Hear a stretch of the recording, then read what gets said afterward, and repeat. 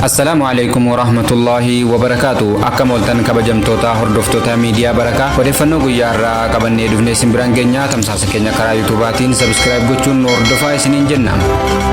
Kaawunsiliin dargaggoota Muslimaa magaalaa Dasee pirojektii Masjid Neetii eebbisiise.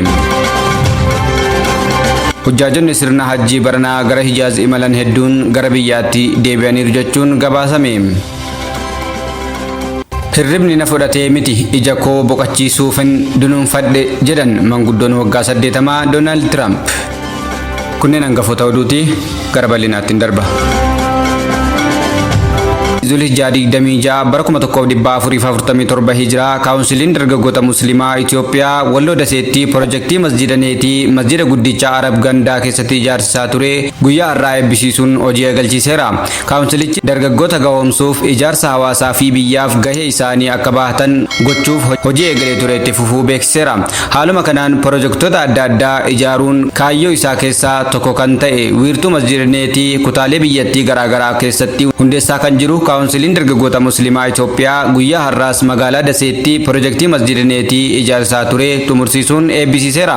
Masjida Neetii dargaggoonni masjida irraa kaasanii dhaabbilee Islaamaa fi hawaasummaa keessatti hirmaannaa jabaa fi qindaa'aa akka taasisan dandeessisuu bira darbee teknoolojii dabalatee roga garaagaraan beekumsaa fi ga'umsaan Islaamummaa ummataa fi biyya isaanii tajaajiluun gumaacha isaanii akka guddisan gochuuf kan kaayyeeffate ta'uu Kaawunsilichi beeksiseera.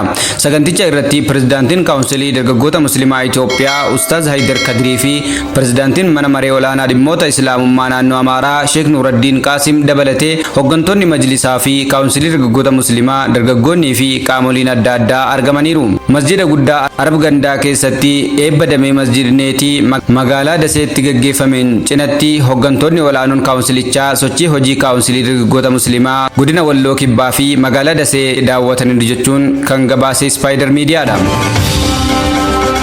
Oduu itti aanuun Manni maree waliigalaa dhimmoota Islaamummaa Itoophiyaa hujjaajonni Itoophiyaa sirna hajjii bara 1447 yookaanis bara 2026 raawwachuuf gara Hijaaz imalan hunduu gara biyyaatti deebi'uu beeksiseera. Yeroo xumuraaf hujjaajonni 270 kaleessa gara biyyaatti kan deebi'an yoo ta'u, kanumaanis hojii hujjaajota gara biyyaatti galchuu guyyoottaniif hojjetameen hujjaajonni Itoophiyaa karaa mana marichaan sirna hajjii raawwachuuf gara Saudi Arabiyaa imalan hunduu nagaan gara biyya isaaniitti deebi'aniiru jechuun gabaase.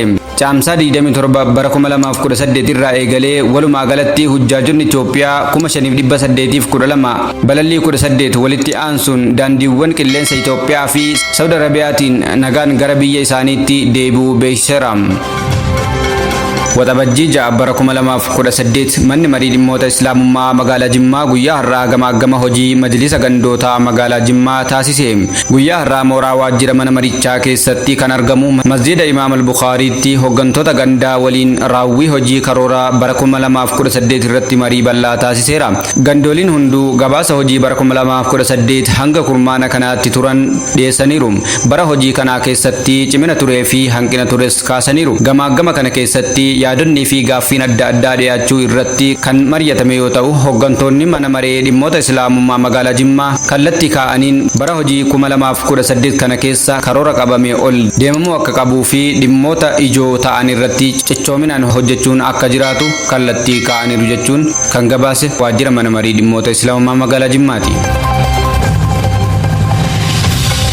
Oduu biyya alaatiin hirribni na fudhatee miti ija koo boqachiisuufin dunuunfadhe kan jedhan manguddoon waggaa 80 pirezidaantiin Ameerikaa Donald Trump walga'ii mootummaa fi sagantaalee uummataa adda addaa irratti hirriba rafan jechuun viidiyoowwanii fi suuraaleen miidiyaa hawaasaa irratti tamsa'uun falmii siyaasaa haaraa uumeera.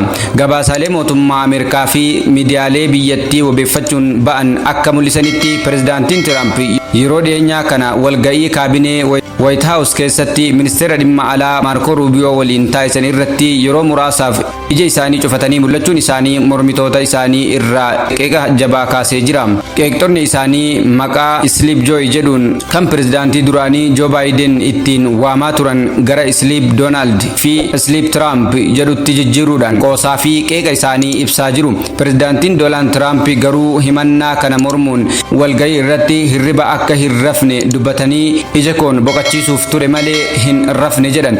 Dabalataanis pirezidaantichi fayyaan isaanii gaarii akka ta'ee fi hojii mootummaa gaggeessuuf humna guutuu akka qaban ibsaniiru. Tamsaasa Islaamaa miidiyaa barakaa madaasa sarbiidha kan nuu qabnu harkaa kirmaadii isaatii bu'ee gara dakaa. Tamsaasa Islaamaa miidiyaa barakaa